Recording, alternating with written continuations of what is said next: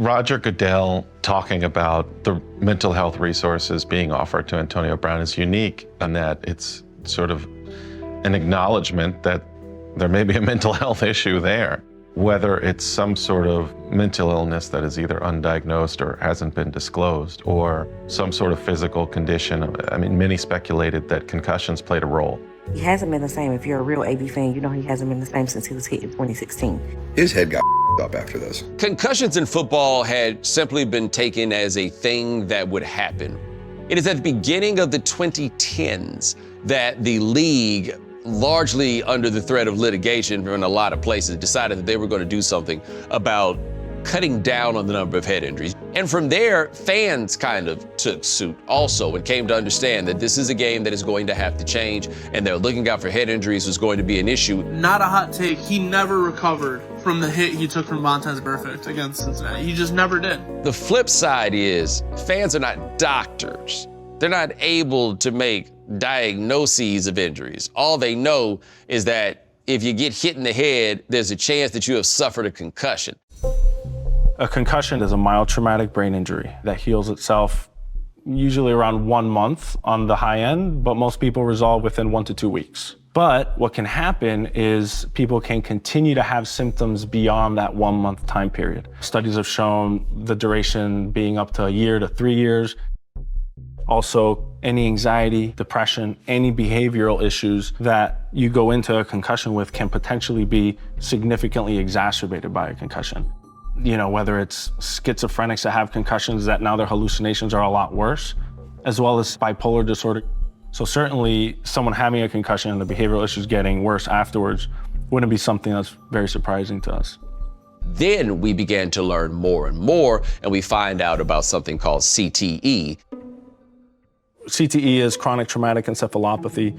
It's a kind of dementia that ends up developing.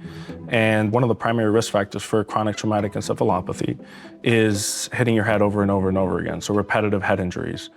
That then became a catch-all term for just about any strange behavior that you witness from a football player, was then blamed on CTE without a sophisticated knowledge of what happened. And I think CTE is a completely different animal because it involves hitting your head. It can involve concussions, but likely involves more subconcussive head injuries. And there's this lull where you don't have any symptoms and maybe you feel okay, and then you begin to have symptoms several years later.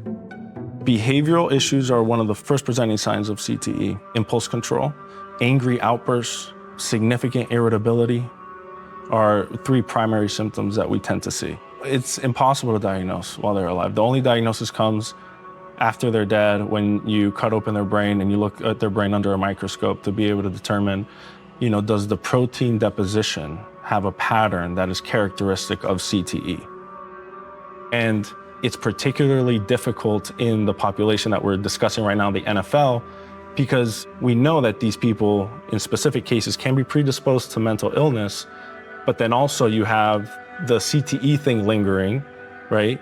Which one of the presenting symptoms is mental illness.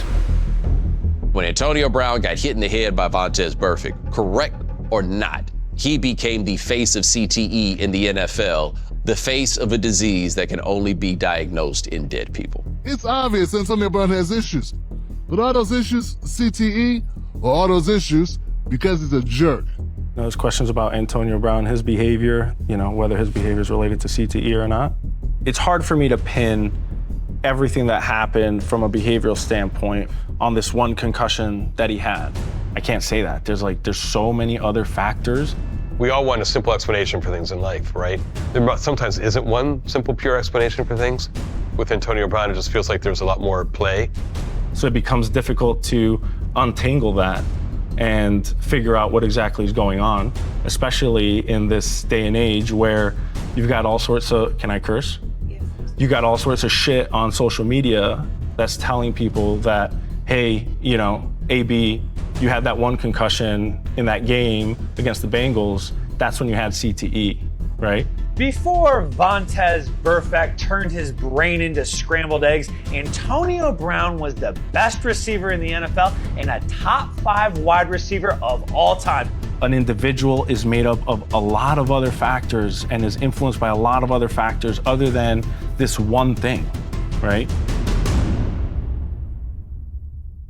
Obviously, as a reporter, I feel like one of the things that I always try to achieve is getting big exclusives and big interviews. And obviously, I was very well aware that Antonio Brown had not done an interview since the time that he had gone through all of this circus in the off season. I'm just like, look, AB, would obviously love for you to do this if you could. And classic AB, he didn't give me the answer right then and there. So later in the week, I'm covering the Super Bowl, and I was told that I was clear from this live shot. And the next day, I'm showing up for work again to do stuff with SportsCenter. I think word had got back that I hadn't done this live shot. And someone was saying that I wasn't excused. And of course, I find out that I was in big trouble. And, the SportsCenter people were going to take me off SportsCenter during Super Bowl, which was a huge deal. And I knew as a result of that my career was in trouble at ESPN. It was a big deal, big deal. And I was devastated. And on my way, leaving the 49ers hotel, I get a phone call out of nowhere. And it was Antonio Brown. I just burst into tears on the phone. Antonio Brown's like, what's going on? What's happening? What happened? What did they do to you? I'm repeating the story. I think it's over and all this other stuff. And he was like, oh, no. We're going to give you this interview. We are going to give you this interview. We all came into his personal gym. We waited for hours for Antonio Brown to show up in that parking lot. And, I'm sitting with producers and they keep asking me, is AB going to show up? Is AB going to show up? Boy, let me tell you, he gave me a run for my money with my nerves. But I kept telling those producers that he was going to keep his word. For everything people say about AB, I knew he was going to keep his word because I knew that the interaction with him and I was authentic. He might have been late, but he was going to show up. And then all of a sudden, this yellow Lamborghini comes out of nowhere, vroom, vroom, vrooming through the parking lot. I think it was like midnight or 1 a.m., and Antonio Brown kept his word. First of all, Antonio, thank you for sitting down with us. We appreciate it. I've always known that there's a caring side to Antonio Brown. Players don't have to do one-on-ones even in the locker room.